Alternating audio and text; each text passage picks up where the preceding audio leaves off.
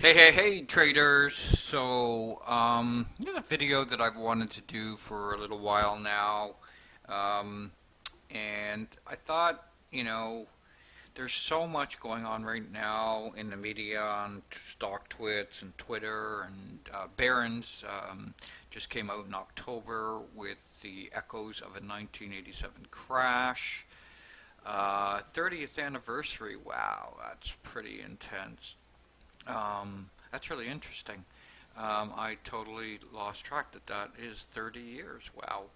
Um, there was also a post on StockTwits the other day of a younger trader that was asked a really interesting question, and he said, I wondered what it would be like um, to if it was the same in 1987 as it is now.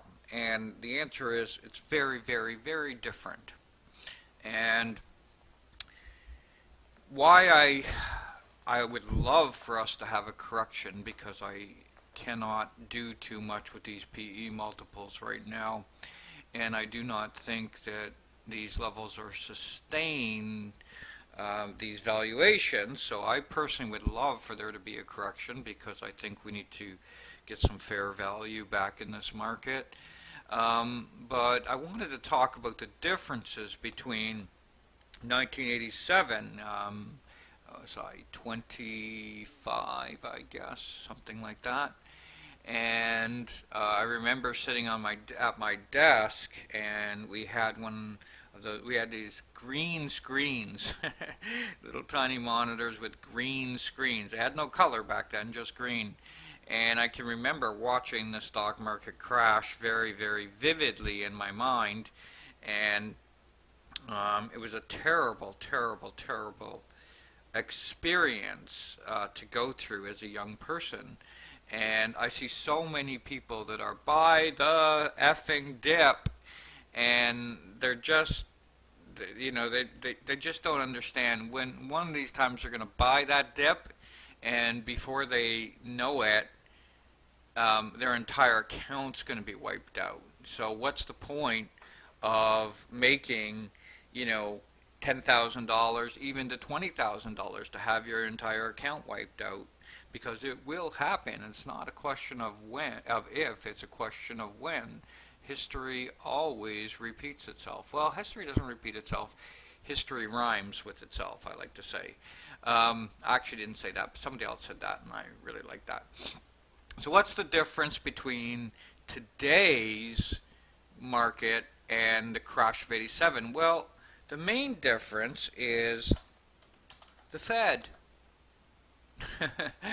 the Federal Reserve. Okay, this market is extremely different because this market is entirely induced by Federal Reserve action, and some could argue to a lesser degree that Trump's policies on tax cuts are sentimentally changing the market to be very positive, and he is driving business and manufacturing back into the United States.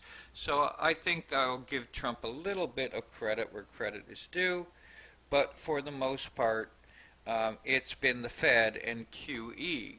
Um, and so the reason why it feels very, very different is because this market is artificial.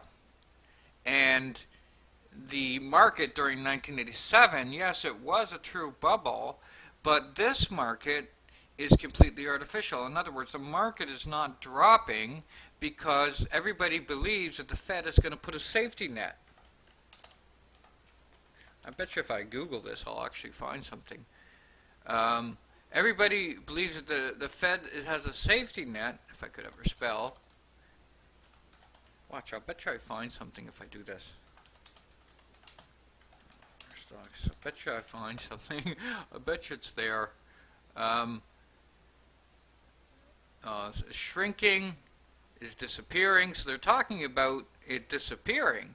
But the main reason is that the Fed really has a safety net for the stock market, right?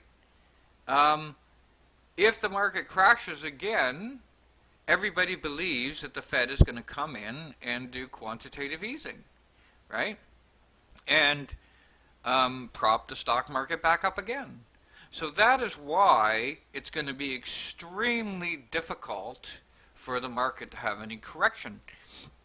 It still can, and it still will when things go too far, but the bar for too far has risen quite substantially between now and 1987. In other words, the economy is going to have to overheat so tremendously that PE multiples are going to have to be like, even 25 or 30% higher, overextended than where they are right now. Does that make sense? So there is a big difference between now and 1987. Why people are so complacent right now is because they all believe that no matter what happens, the true plunge protection team, the Federal Reserve, will come in and bail out their asses. And my personal view on that is they may try, but it's not going to work forever. Japan proved that 20 years ago when they tried, 3 or 4 quantitative easing programs.